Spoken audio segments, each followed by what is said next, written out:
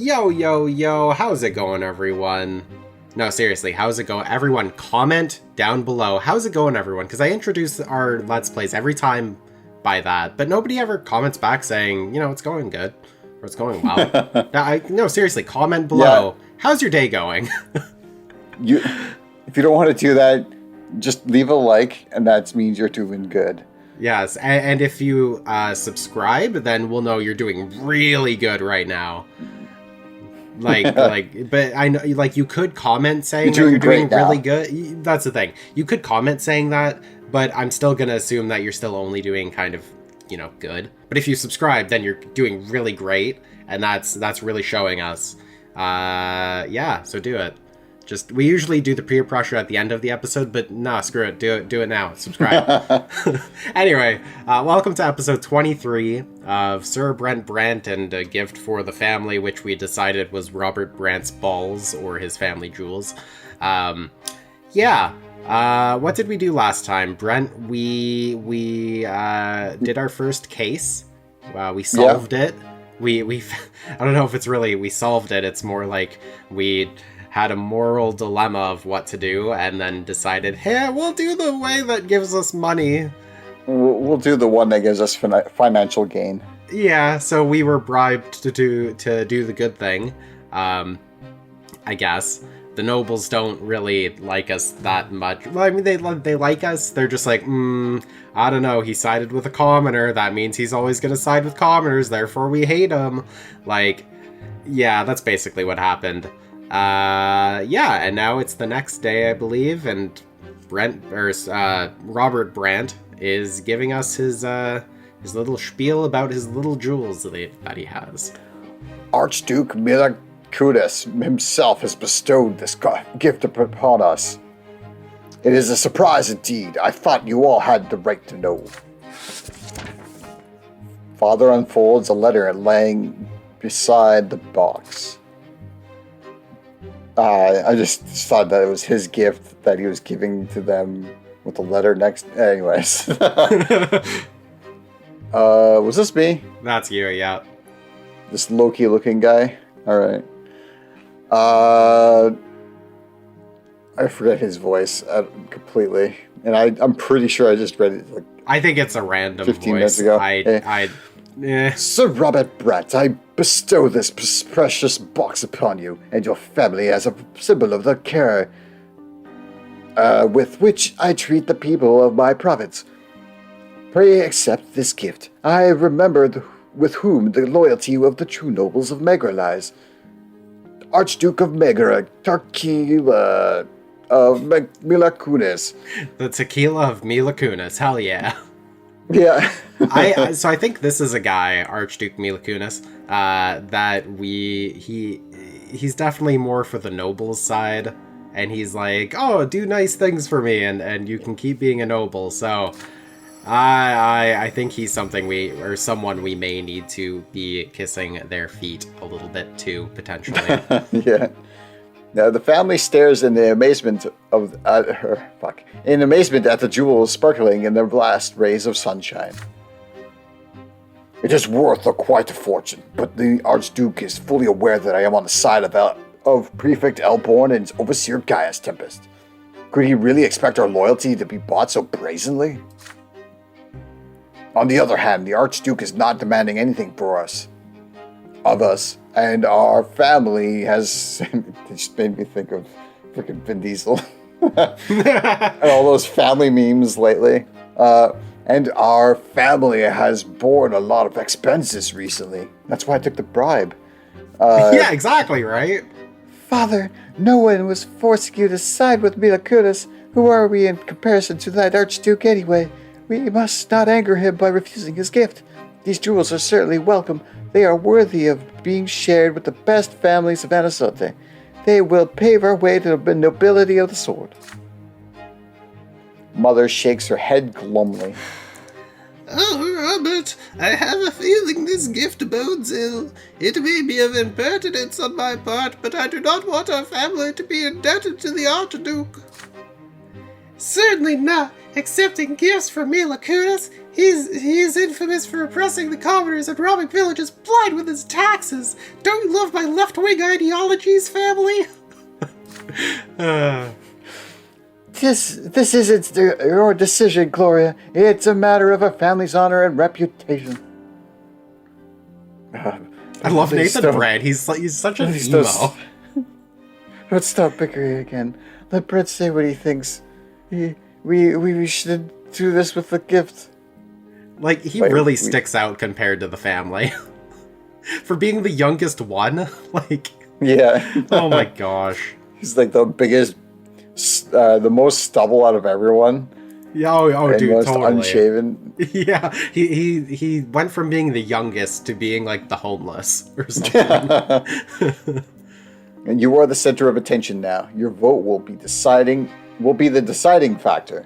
All right, we've got 3 out of 3 choices unlocked. We can give the jewels to prominent nobles as gifts. Our diplomacy is good enough, and Stefan Brant likes us enough. Our reputation will go up by 2, our diplomacy will go up by 1, and our scheming will go up by 1. I'm already kind of in favor of this one because our scheming goes up by 1, and a lot of the thresholds or like the limits for a lot of these things is 10 at least, so I'm okay doing that. You accept the jewels from the Archduke. You and Stefan will give them away as gifts for the local nobility to gain their favor. We could decline the gift, which our relationship with Robert Brant had to be more than 3, which we did. Unity as a family goes up by 2, willpower goes up by 5, and our valor goes up by 1. But Archduke Mila Kunis is not going to like us very much.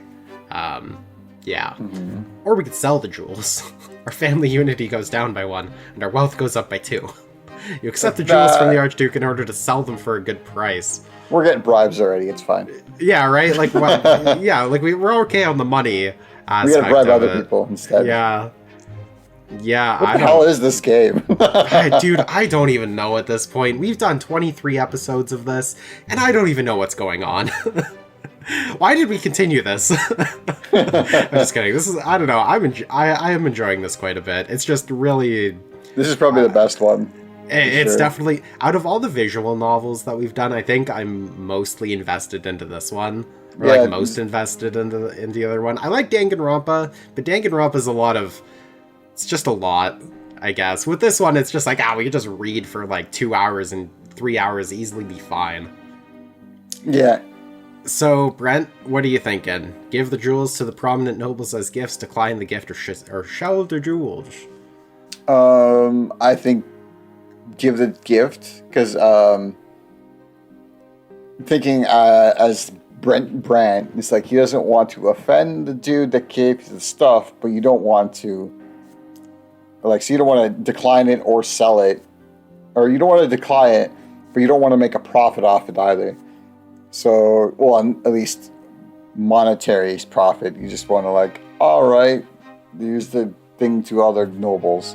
At least nobles will start liking you as well, maybe. Well, that's the thing, right? I like this option, the one that we're probably going to go with, the give the jewels to the prominent nobles as gifts. Yeah. Because, like, I don't know, it kind of counteracts what we just did. Like, you know, we just made a decision for the commoners, so everyone's like, oh, they're going to be a commoner, like, or they do everything for the commoners. Like, we're not going to like them very much. And I know this doesn't really affect career or any of that stuff, but at least if we give them to other nobles, it's like, hey, he's part of that family that did noble stuff, so maybe he's okay. Yeah. Potentially. I do also, I like our scheming going up by 1 so that it's at the 10, and I think diplomacy getting to a 13, I think is a new level as well. Yeah. I want to say, so, yeah, I'm down for this option. You down for it? Yep. Alright, we're doing it. We're gonna give our jewels to the nobles, and then we just walk around with Dickin boxes and stuff. You agree with Stefan. A gift from the Archduke is not to be refused. It would be better to use it for a more important goal, obtaining the nobility of the sword. You and Stefan will determine when, how, and to whom the gifts will be given. I'm inclined towards the same solution. Let it be so. I'll send a note to the Archduke expressing our humblest gratitude, but I'll point out that I don't mean to change sides. I still serve my prefect and my overseer. Be careful, Father. The Milakunis house was not to be trifled with, but the Archduke will have nothing to reproach you with. Brent and I will put these jewels to good use. You and Stefan spend the next couple of weeks arranging meetings and attending receptions and feasts. You discover that you were on par with your brother in your understanding of the nobility of Anazate, including their relations and their quirks. The generous gifts and the refined manners your brother and you display before the aristocrats allow your family to rise in their esteem. There is but one disadvantage. You do not have a single coin tucked away in your family treasury. Well, that's not true. Unless we're literally keeping that for ourselves and we're not telling the family about it, which is kind of a dick move. Not gonna lie. Vin Diesel would be mad. Hey, we're renowned among nobles. That's pretty good. I'd say that's good, man. Yep, we're influential in our diplomacy. That is also great. And we're also a conspirator. So, I mean, that's cool. Yeah. Dude, if we get to 20, we can be a criminal mastermind. If we're that, can we be like, what is it? Junko Enoshima? Remember how they called her mastermind in Danganronpa? Yeah. Sorry if that's a spoiler. But... You can do ambushes? What? It said in the description at the top, ambushes and among other things. Oh, geez. We just like ambush people. Give us your money, even though we're noble and we have enough of it. We want more of it. You have ambush. It's just a bush of hams. A ambush. Oh my god. Oh jeez. I would love that. Just walking along and you just see, is it a bush that has like mini hams on it, kind of like berries, or is it literally it's a like bush sliced made out ham that somebody is like throwing hams on the bush and then just hanging it off of it, I guess. Wait, so it's a normal bush and then you just throw ham on it? I guess. Oh my god. Oh boy. You have just completed your first year of service at the prefecture. Several days after your second year begins, there is a knock at the door. You look up from your paperwork and tell the visitor to come inside. Ooh. Sir Alborn's secretary secretly slips. Secretly slips inside quietly. I thought I was going to say secretly lips inside. Oh god. Oh jeez. I didn't realize it was that kind of knock at the door. Somebody rang the doorbell here. I'm going to close the door. Yeah, sure. The prefect has an important matter to discuss with you in his office. Augustin Elborn looks wary and aged, but he greets you with his usual characteristic warmth. You take a seat in the comfortable chair across from him. Sir Elborn asks his secretary to pour you and him some wine. I guess this was me. Mm-hmm. It's like your higher pitched like fancy talk. I guess that's the way to say it. Sir Brant, Sir Brant, good to see you. Yeah. I hope the judge's trade is coming easily to you now.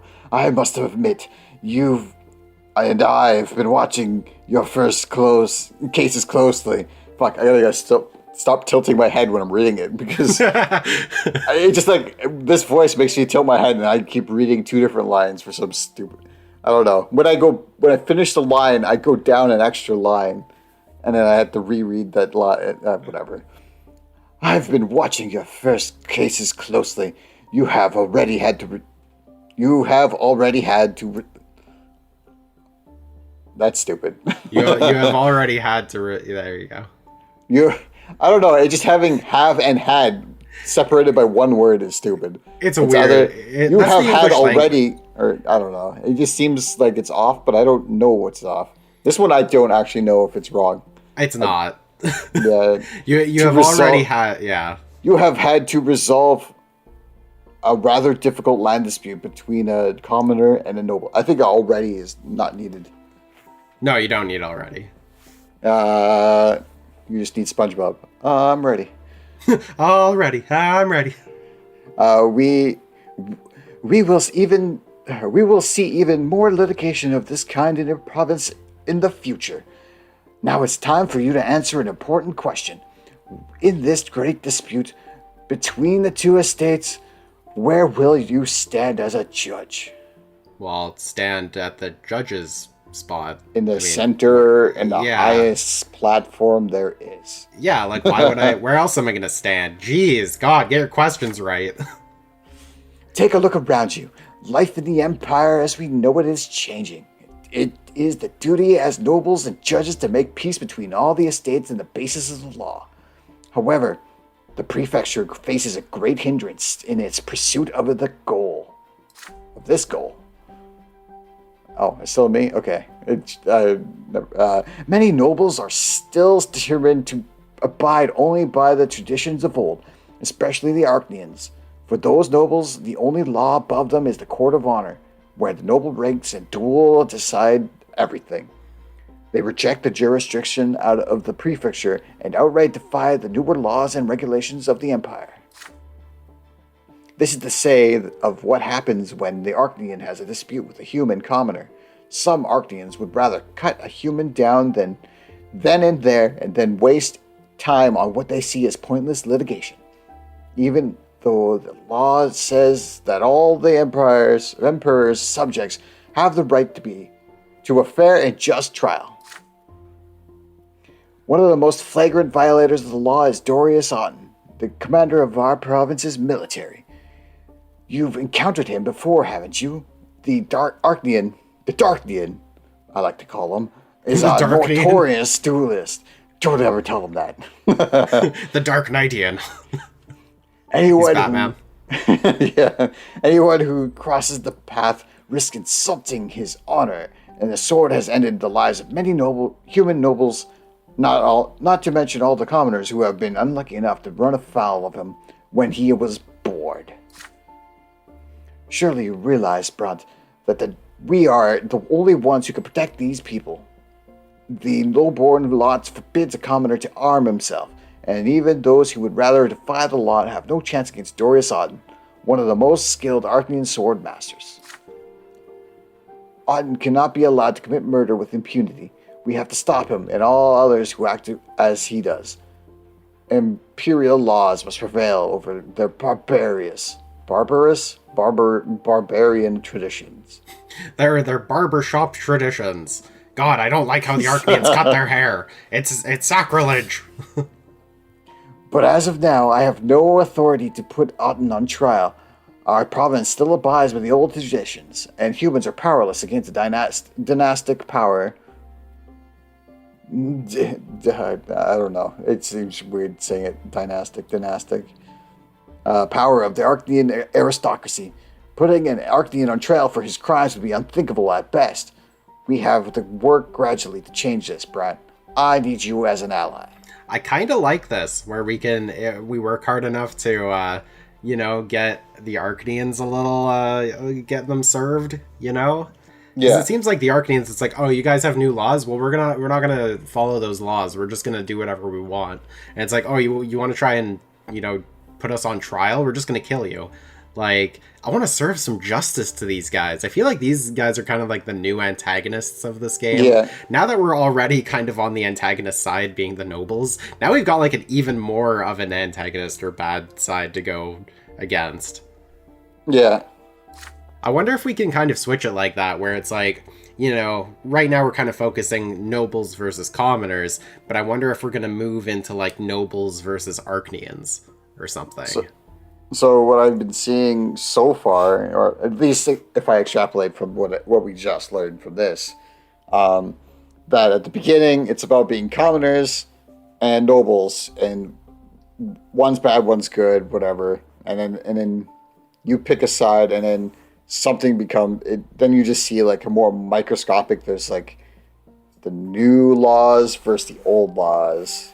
That's how they're just zooming in, basically. Yeah. And then, I don't know. Anyways, what we have to do is strengthen the power of the imperial law in Megra so that everyone will respect the law, from humble beggars to highborn Archnians. We must show everyone that the law is not a noble instrument of oppression against the common folk. Like the divine law, imperial law must stand above all, with no regard with birth, rank, or title. This is why I've decided to address you today, Brant. Side with the law and side with your father and myself. Side with the justice in every case always. No matter who stands trial before you, be they lowly commoner or noble elite. With enough precedents, we will put an end to highborn tyranny and ensure the law is respected throughout the province. I guess we could do that then. This is totally in favor of doing the justice side of things and not worry about our career side of things. Yeah. But will that get us anywhere? That's the question. Yeah. But I must warn you, even here at the prefecture, I am not all-powerful. Many judges oppose my point of view. Not openly, at least not yet. But I am certain they will work against us in the shadows. You know, if he becomes a genie, then he'll be all-powerful. You know? Augustin Elborn, more like Jafar. Now, Brent, what is your answer? Are you ready to side with me and change our provinces for the better? Are you prepared to support me against the high-handed gentry and defend the common folk from the likes of our Dorius Arden? Oh, this is our decision. This is our big one for maybe this chapter, this episode. I don't know. For being your chapter to read, I read half of that. I know, right? That's hilarious. Side with Elborn, which our relations, the promise, I guess. This will make a promise between us, and he will like us even more. Or we reject his offer, and our willpower goes up by 5. And Augustin Elborn will really not like us. I'm already wanting to side with Elborn. Yeah, because that seems more in line with what we decided the character to do. This is pretty much what we set out at the beginning, to be able to go into being noble and change laws to make it equal for everybody. Yeah, this pretty much is like what we were kind of wanting from the beginning. That's cool that we actually kind of... Dude, I feel like we did something in this game. We finally got to the point where we wanted to be. Yeah. Now we gotta see if it actually stays there. Yeah, exactly, right? Well, better reject his offer. I'm just kidding. Could you imagine? Just like out of nowhere, hey, reject his offer. Oh, man. All right, we're siding with him, dude. Handshake. Hand touch. Hand kiss. Hand make out session? You're not energetically determined to support Elborn and bring nobles and Arctians under the rule of imperial law. You realize the risks, but for the future of the Empire and its subjects, you are willing to face them. You seal the promise with a handshake, and the prefect leans back in his chair and points to the glasses full of wine. I never doubted you, Brant. With your potential as youthful zeal, nothing will stop us unless that sword stabs you through the heart. And now, a toast to the triumph of the law of Magra. What was that thing about the heart? I've got a defense mechanism against swords. I just have to deep throat them. It's fine. I did this many years ago. Your glasses clink melodically. The prefect takes a sip that puts the glass down to instruct you further. Remember to be cautious. Between the powerful nobles and the many other judges at the prefecture, there will be no shortages of enemies on this path. There will be times when I will be unable to help you. My own position is too unstable as it is. Please, do not draw too much of their ire. Letting their wrath reach you is the last thing I want. Last but not the least, we mustn't be hasty. If we move too fast and enforce the law against the nobles too soon, they might take up their swords as they have before. We have to prevent an uprising and avert bloodshed. At all times, be just, but also wise and alert. I am glad to see you on the side of justice. I'm counting on you, and you can count on me in return. Brant, may you be lucky. I said you, so now I had to figure out a little sentence before the word. May luck be with you in service to the Empire. You return to your office and desk covered with endless paperwork, as always. At first glance, nothing has changed, but now you realize the great and important cause working quietly behind you in the daily grind. This is what you've been working on since the beginning, so why are you Deep in thought, you sit at the desk once again. What fate awaits you in a service to this cause? Oh boy! All right. Status, well, the promise. The promise. Yeah, the promise? Question mark. What? So yeah, our relation is up. That's pretty good. He won't show me the thing anymore, but yeah, I think he loves us. I think he wants to marry us because our affection is almost max with him. So, yep, a promise to Elborn, year 1139. Ooh, we gave Elborn a promise to support him against the tyranny of the nobility, which is what we wanted to do in the first place. I do feel good about this, knowing that, hey, we had a general idea of what we wanted, and we somehow stumbled around into getting what we wanted. Yeah. Still me? Yep, still you. Okay. I felt like that was a decision for some reason. I know, those end screens always feel like, oh, it's been a decision time, but it's not. Night is falling over Anazot. The stifling heat gives way to an eagerly anticipated freshness. After a day at work, you stroll home at a leisurely pace. You turn down a side street that you have known since you were a little boy. It is as if your legs are acting on their own accord, bringing you to a place of your childhood play, the remnants of the wooden fort. So much has changed since the days when you used to play here with your little friends. That was a weird... with your little friends. When you were little with your friends, it would have been more accurate. When you had your normal size... Because apparently, you're normal sized and having little friends. It's like, yeah. What? No, well, it's like normal sized people, and then just back then, they were still it's still grown up and everything, but they're just little. Yeah. Engrossed in your memories, at first you fail to notice that you are not alone here. A tall figure in uniform is a Legion officer approaches you. You see unruly brown hair and a twinkle in his eye. It's Tomas. Oh, it's Tomas, dude.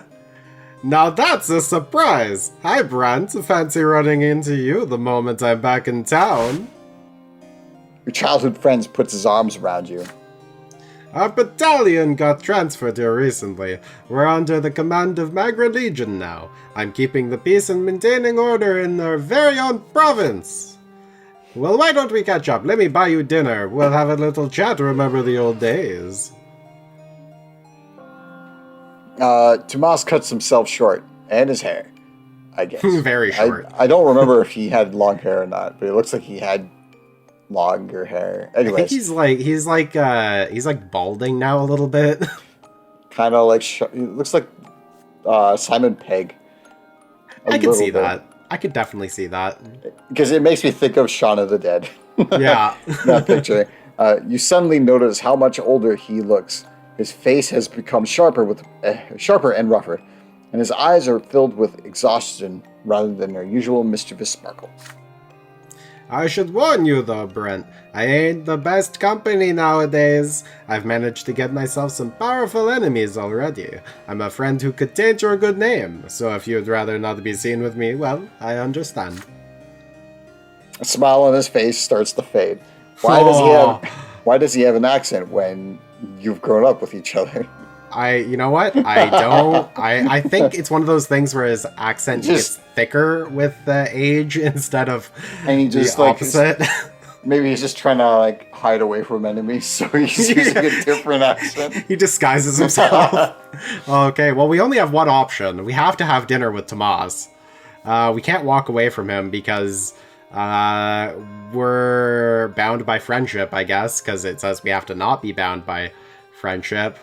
I mean, we're friends. Why would I not want to?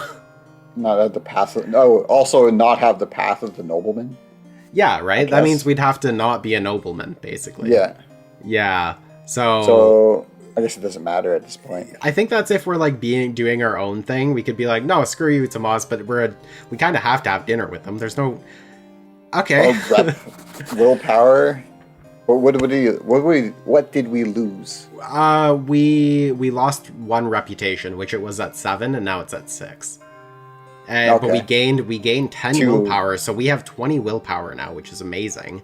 And then we also got +1 with Tomas, I think. I think that was the last one. I'm not sure. But an old friend. You give Tomas your hand. You shake hands firmly. So you haven't gotten your old friend, Brant. Or you haven't forgotten your old friend, Brant. That's the way it ought to be. Well, come on then. You go to a tavern, reminiscing about your childhood antics on these very streets along the way. You chose a table in the far corner of the tavern. Tomas orders a bottle of good wine and some food. It's kind of weird he says... Well, it's kind of weird that it on your tab, right? I love how it's like a bottle of good wine, but it's like, imagine he's like, can I get your worst wine that you have in here, please?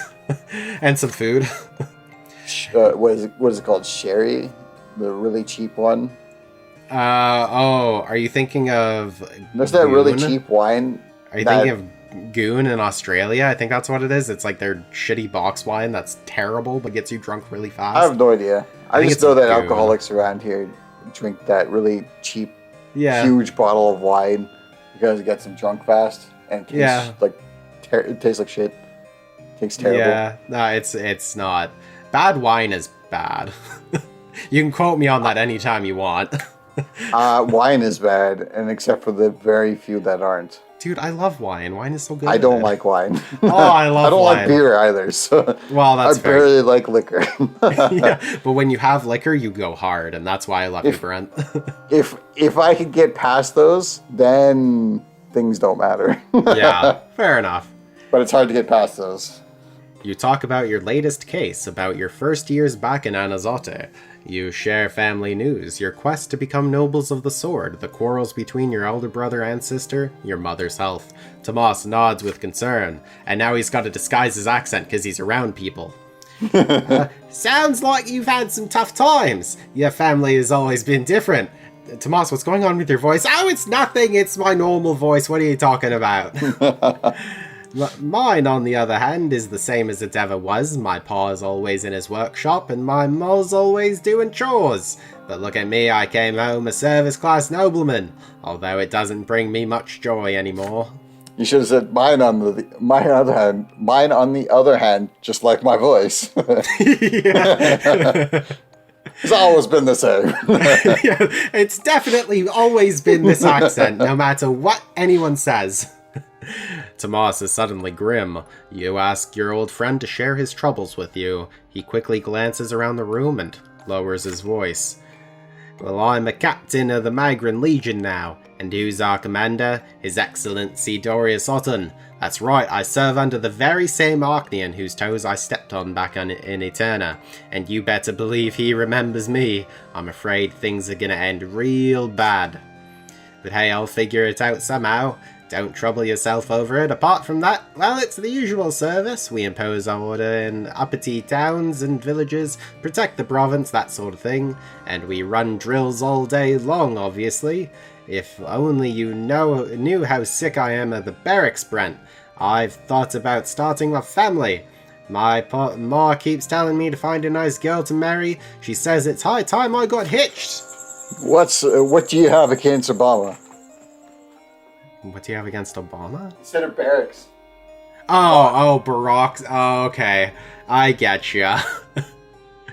It is completely dark, and you are still talking. Finally, Tomas remembers that his parents are waiting for him. You get up from the table, leaving some dirty dishes and quite a few empty bottles behind. On your way out, you catch a glimpse of a nondescript figure following you to the door. As you walk alongside Tomas through your home neighborhood, you keep glancing over your shoulder, but the shadow that was following you has disappeared. You reach your street and stop for a while in the semi-darkness between your family homes, just as you used to all those years ago. Hey, it's the cat again, with that rat. Yeah, you know, that cat is just, it's actually frozen in time right now. It's its child. Yeah. Generations of rat catching on that street. Yeah, right. Boy, Brent, I hardly ever come to Anazot these days. Our battalion is always on the march all over the province, but twins willing we'll see each other again real soon. You advise your friend to safeguard his every life. His every life. That's a sentence you don't say unless you're in this game and understand that you have 4 lives. I understand things. Oh, dude, we're literally prepared for anything. That's great. I love that. I feel like we're getting to that point. There's going to be some big decisions coming up. Your first year at the prefecture has come to an end. You are not a young student anymore. You now know that a judge's trade means so much more than knowing the law and carrying it out. Resolving a litigation of any importance requires striking a balance between the code of law, high society's opinion, and the whims of the provincial powers that be. Your second year is beginning, and it feels much tougher already. Trampled by the nobles, the commoners seek help, and so they turn to the law. They turn to you. A carriage takes you through the silver district of Anazote. It is early morning, and you have just received a letter bearing the seal of the city of Hall. Remy L. Verman, the magistrate of Magra himself, wishes to see you at once. The mere sight of the magistrate's invitation is enough to make you scowl. There is no doubt about your newest case regarding the Quorum Gazette, which may spell trouble for everyone involved. The provincial legislature, the lesser quorum, governs the volume and distribution of taxes in Magra. After a new law created by the Emperor's own brother Cornelius Tempest several years ago, commoners of considerable wealth were granted representation in the quorum on par with the nobility, thus forming the lesser quorum. Now, the representatives of the lowly estate have founded a newspaper of their own, and this Quorum Gazette, distributed all across Anazote, fervently argues for commoners' rights in provincial governments. The man behind the newspaper is Mayor Egmont, a well-off industrial owner of several silver mines, and it was his article and his demands that brought about this litigation. You take out a newspaper. Oscar Mayer Wiener? The Oscar Mayer Wiener. What? The Meyer. Okay, yeah, okay. Meyer Egmont. I thought you were just saying random shit, and I was like, yeah, that thing. You take out a newspaper and read Egmont's article printed within. It addresses Imperial Overseer Gaius Tempest directly, but guess what, Brent? We're going to find out what it says next time on the Rawkward Gamers. How does that sound? It sounds like... another cliffhanger. A newspaper case. Yes, a cliffhanger in the newspaper to get more purchases of their paper. It's like what's on the front page, right? It's a tabloid, yes. All right, guys, well, thank you for watching. If you like this episode, like, comment, subscribe, hit the bell, do the things you do for everyone else, and, do it for us, too. Because, you know what? We want you to subscribe to the people you love. We just want you to love us and subscribe to us as well. So do it. Click it. Red button down there. The headline is, does Overseer Gaius Tempest is commoner? Does Gaius Tempest is commoner? That is the question. Oh my god. Oy. I thought you were gonna say, does Gaius Tempest subscribe to Rawkward Gamers? We have to know. We does have to know.